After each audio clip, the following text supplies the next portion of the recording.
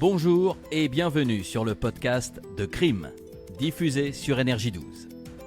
Chaque semaine, je vous raconterai un fait divers qui a bouleversé toute une région, des affaires passionnantes, dignes des plus grands romans policiers. Crime, le podcast, c'est tout de suite.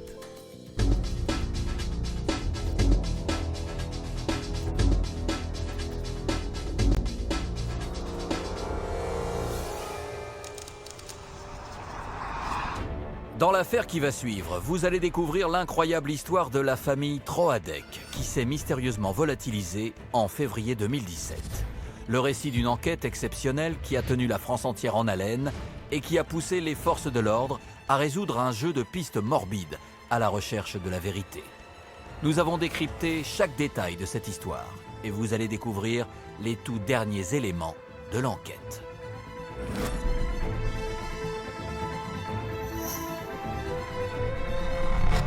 Ça fait froid dans le dos en fait. J'arrive même pas à m'imaginer en fait de cette nuit-là, comment ça s'est passé, tout ça. J'y pense, mais c'est vrai que ça me fait vachement un sentiment de dégoût en fait.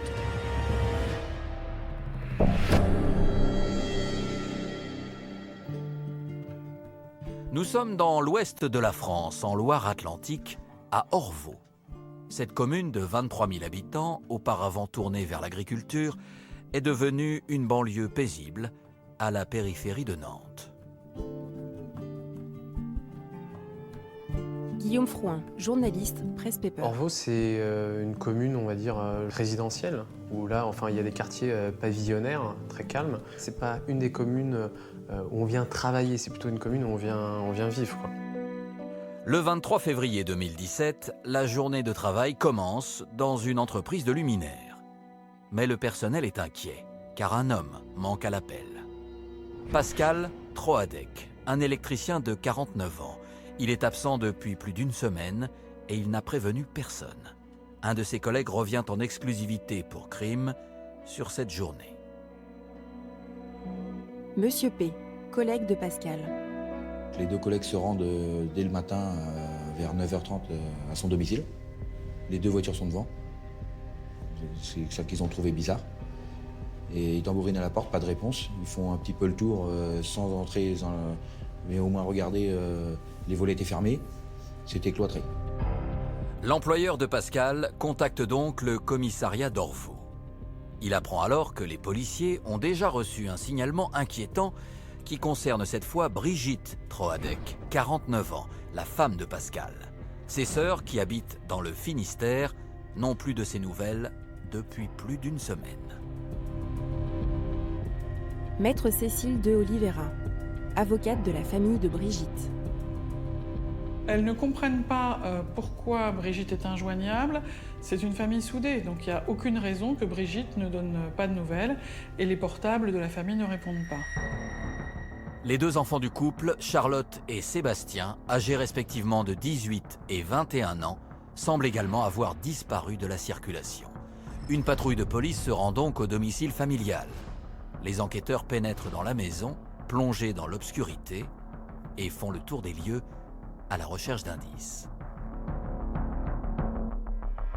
Anne-Cécile Juillet, journaliste Le Télégramme. Il manque des brosses à dents dans les salles de bain, les draps ont été enlevés des lits, il y a effectivement de la nourriture périmée dans le réfrigérateur. Donc les enquêteurs peuvent imaginer dans un premier temps que le départ a été volontaire, le chauffage a été coupé. Ça peut ressembler, puisque ça se passe en période de vacances scolaires, ça peut ressembler à un départ. Mais à la fois, il y a des incohérences. En effet, les ordinateurs ont disparu. Mais les chargeurs sont toujours là. La vaisselle traîne dans l'évier de la cuisine et des draps sont encore humides dans la machine à laver. Mais aucune trace de la famille Troadec, comme si la maison s'était arrêtée de vivre d'un seul coup. Et les enquêteurs ne vont pas tarder à mettre la main sur un élément particulièrement inquiétant. Dans une chambre, dans celle de Sébastien, il y a son téléphone, maculé de sang. Face à cette découverte, les policiers d'Orvaux appellent immédiatement la police judiciaire de Nantes en renfort. Qu'est-il arrivé à la famille Troadec? À qui appartient le sang sur le téléphone portable de Sébastien? Et que vont découvrir les policiers nantais en explorant la maison?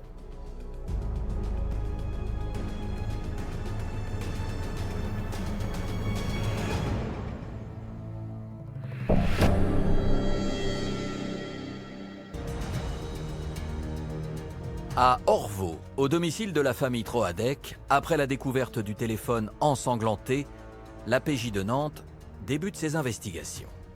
Appelée en renfort, la police scientifique passe au peigne fin toutes les pièces de la maison à l'aide du Blue Star, ce révélateur de traces de sang. Eric Hadj, journaliste Paris Match.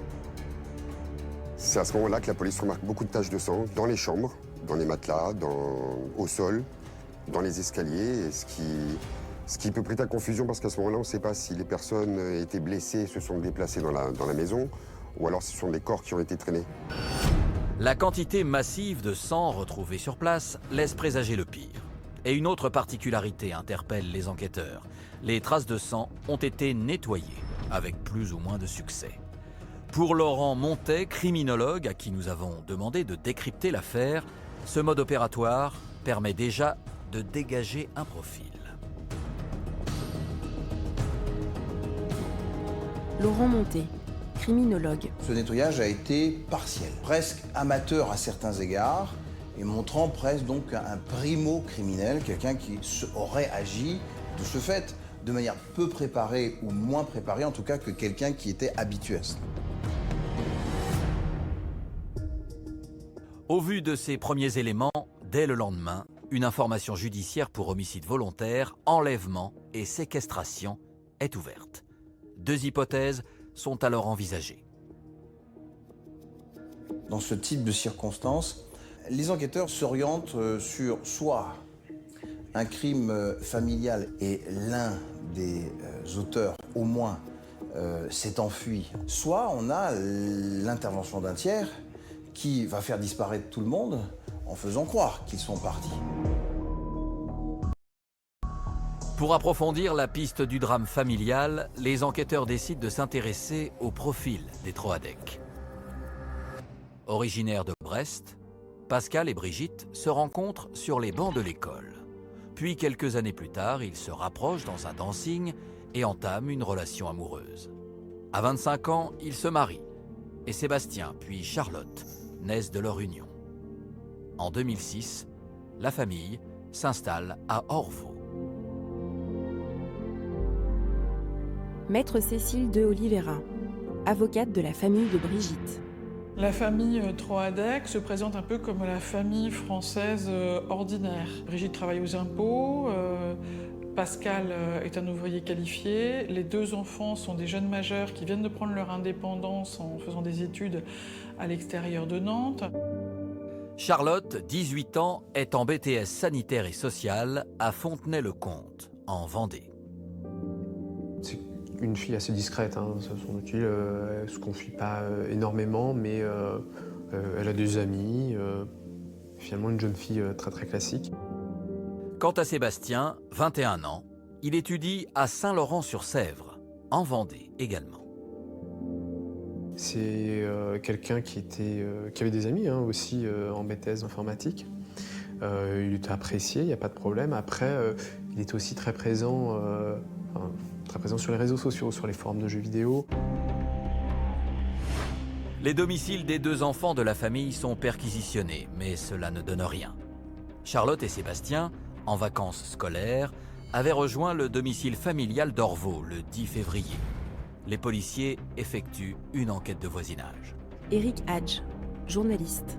Les voisins les décrivent comme des gens très silencieux, très réservés.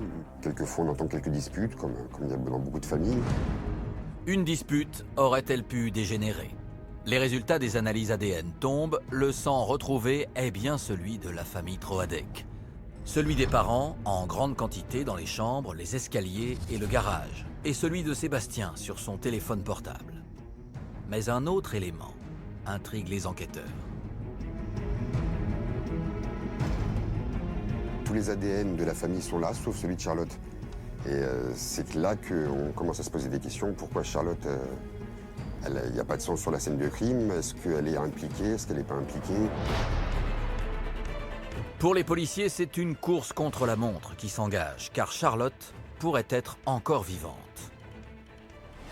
Que s'est-il passé dans ce pavillon d'Orvaux? S'agit-il d'un drame familial ou d'un crime commis par une personne extérieure? Et pourquoi le sang de Charlotte n'a-t-il pas été retrouvé?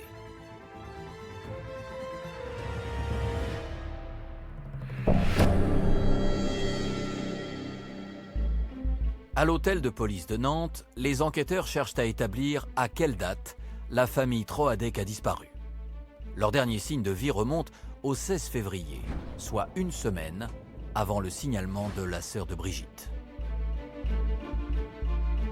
Le matin, Charlotte et sa maman vont à la banque à cause d'un litige avec une carte bleue. Ils auraient acheté des jeux vidéo pour les offrir à Sébastien et on leur a facturé beaucoup plus cher que ce qu'elle comptait payer. Depuis cette visite, plus personne n'a de nouvelles de la famille. Le lendemain, Pascal et Brigitte ne se présentent pas à leur travail, mais ce n'est pas le seul indice dont disposent les forces de l'ordre. Anne-Cécile Juillet, journaliste. Il y a des éléments tout simplement dans le réfrigérateur de la famille. Il y a cette boîte de sushis achetée le 16 février qui doit être consommée avant le lendemain et qu'on retrouve le 23 plus que périmée. Il y a ensuite assez rapidement les éléments de téléphonie qui vont montrer que les téléphones sont éteints dans la nuit du 16 au 17. Le portable de Sébastien est le dernier à émettre, à 3h16. Les Troadec ont donc disparu depuis 8 jours. Les enquêteurs diffusent le signalement de la famille à tous les commissariats de France et selon ce document, ils ont déjà un suspect, Sébastien.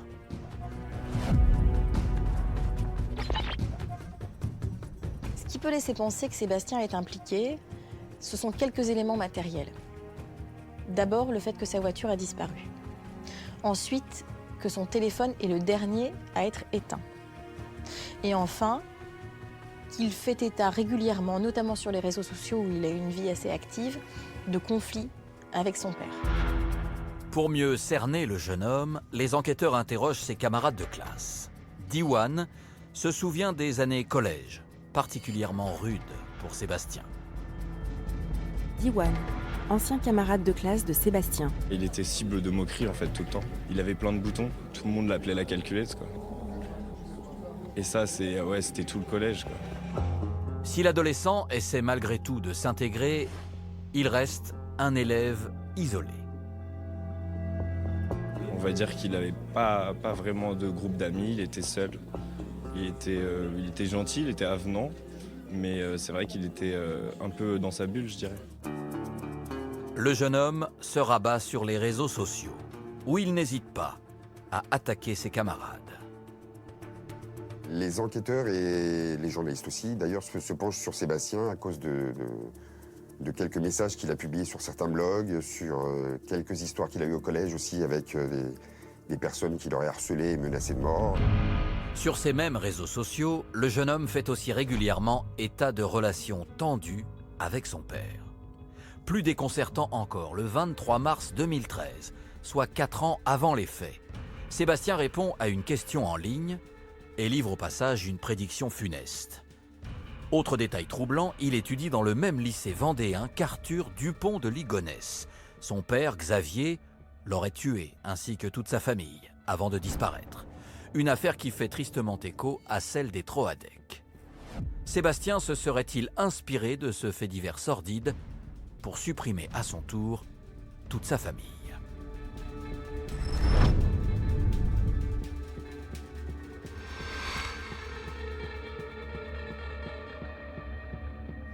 Guillaume Frouin, journaliste. On a vraiment des similitudes en tout point avec ces deux disparitions de famille, cette proximité géographique, cette disparition soudaine, un crime qui est vraisemblablement sanglant, d'après les premiers éléments qui en ressort, un assassin qui est dans la nature, et puis toujours ce fameux temps de latence, quoi, cette semaine d'avance qu'a l'auteur des faits sur la police. Donc un peu, on a l'impression que l'histoire se répète. Et donc là, tout le monde, toutes les caméras vont arriver sur Orvaux.